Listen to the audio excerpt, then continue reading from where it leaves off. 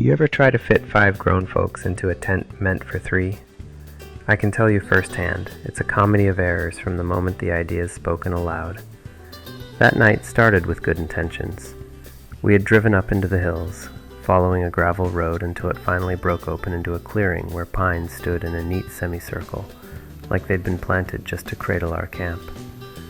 The sun had just dipped behind the ridge, and the evening chill was settling in. That's when the first mistake showed itself. We'd only packed 1 tent.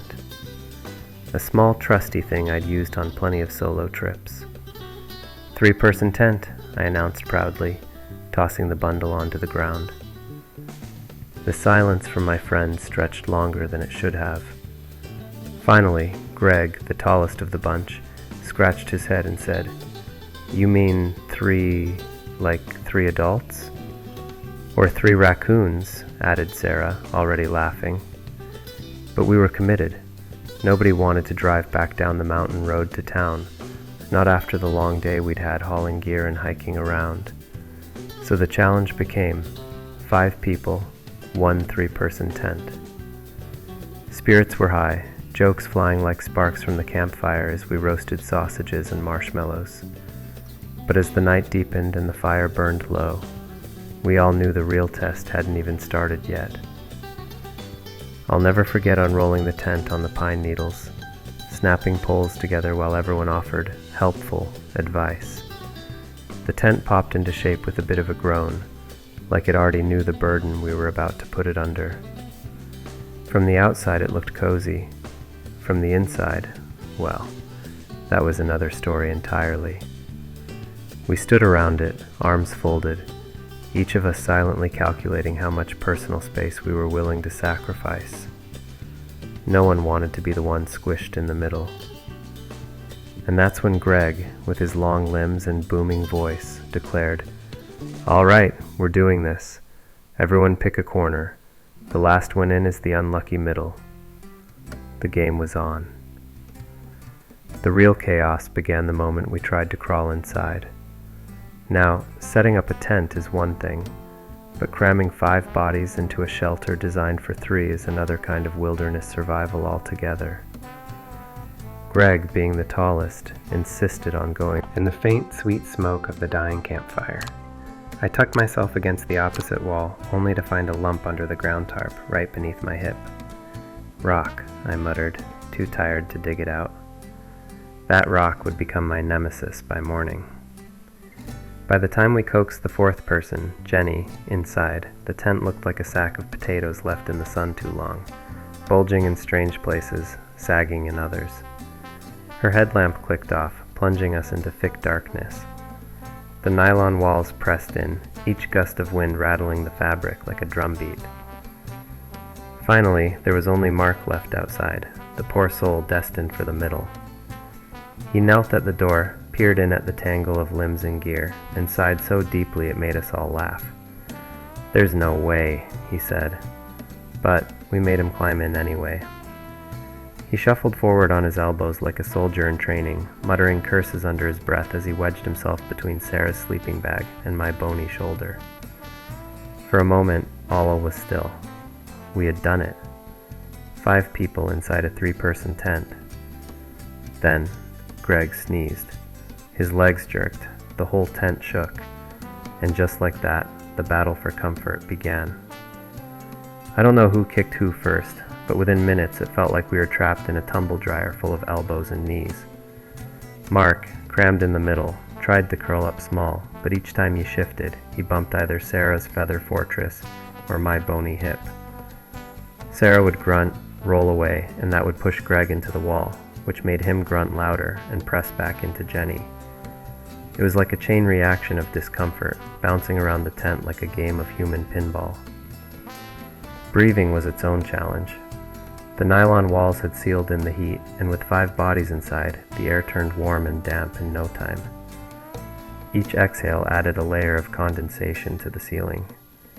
I could feel little droplets forming above, waiting to fall with the next strong gust of wind. Sure enough, a tiny bead of water dripped onto my forehead not long after, and I nearly laughed out loud at the absurdity of it all. At one point, Greg stretched out his legs in his sleep and pressed them firmly against the tent wall. That's when the wind picked up, and suddenly the entire feet toward the middle like spokes of a wheel, even lying in opposite directions to make more room for shoulders. But each solution just created new problems. Someone's breath in someone else's face, someone's feet too close to a head, or a knee digging into a back. The hours crawled by, each of us drifting in and out of shallow, restless dozing.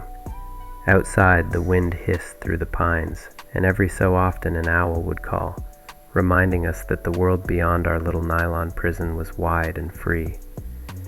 Inside, though, we were like sardines in a can, warm, cramped, and vaguely salty from sweat. By the time the first pale light of dawn seeped through the tent fabric, none of us had truly slept. But we'd survived the night, together, tangled and tired, with a shared story we knew would be retold for years. When the first gray light of dawn seeped through the thin fabric, it felt like salvation. None of us had been fully asleep, just dozing in fits and starts, waking whenever someone shifted or sneezed or muttered in their sleep. My back ached from the rock under my hip, my shoulder was numb from being pinned, and the stale warmth inside the tent clung to us like a second skin. Greg was the first to sit up, or at least try to. He pushed his head straight into the sloping ceiling, which sagged with the night's condensation. A shower of droplets rained down on all of us. That was the final straw. Suddenly, 5 weary campers were scrambling for the zipper, hands fumbling, elbows jabbing, each of us desperate to breathe fresh air again. When we finally spilled out into the cool morning, we must have looked like a clown act at a circus. 5 disheveled adults tumbling out of a tent clearly too small for the job. Jenny's hair stuck up in wild angles. Sarah's sleeping bag was half unzipped and trailing behind her, and Mark just lay flat on the pine needles for a good minute, arms spread wide, gasping, "Freedom!" The air was crisp, carrying the earthy smell of damp soil and pine sap. Birds were already awake, darting between branches with sharp, cheerful calls that felt like mockery after the night we'd endured. I set about coaxing light. It seemed more hilarious than miserable. We knew we'd face a day of hiking with little rest in our legs, but somehow that didn't matter. We'd survived the squeeze, and the shared misery had welded us closer together. By the time we packed up camp, the whole misadventure had taken on a kind of legendary glow. The little tent, sagging and wrinkled, was stuffed back into its sack with far more effort than it deserved. Each of us swore we'd never again try to bend the laws of physics by fitting 5 into a space for 3. But we also knew we'd laugh about it for years to come. As we hiked out, the forest seemed friendlier than the night before. Sunlight streamed through the tall pines, lighting up patches of ferns and moss. The ground, still damp from the dew, gave off that rich smell of earth and needles, a scent that always lingers in memory long after the trip is over. My legs were stiff, my back sore, but the air felt cleaner than any city breeze could ever hope to be. Somewhere along the trail, Sarah paused and looked back at the pack line. "You know," she said, "if we'd each had our own tent, last night would have been boring. We'd have actually slept." She wasn't wrong. Misery has a way of shaping itself into a story worth telling, and the cramped chaos of that night had already become more funny than frustrating. We all nodded, the aches and fatigue fading behind grins as we relived the details again and again. That's the thing about camping. Nature doesn't always give you the trip you plan. Sometimes it hands you sore backs, dripping condensation, and a night where nobody really sleeps. But in exchange, it also gives you stories. And those stories, retold around future campfires, warm the spirit in a way that even the best sleeping bag never could. Looking back, the lesson was simple.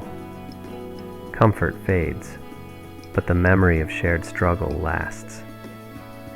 If you're willing to laugh at yourself, to trade a good night's sleep for a good story, then even a cramped little tent can hold more than bodies. It can hold the heart of friendship. And whenever someone suggests another trip, no matter how tough the hike or how small the tent, I'm always the first to nod.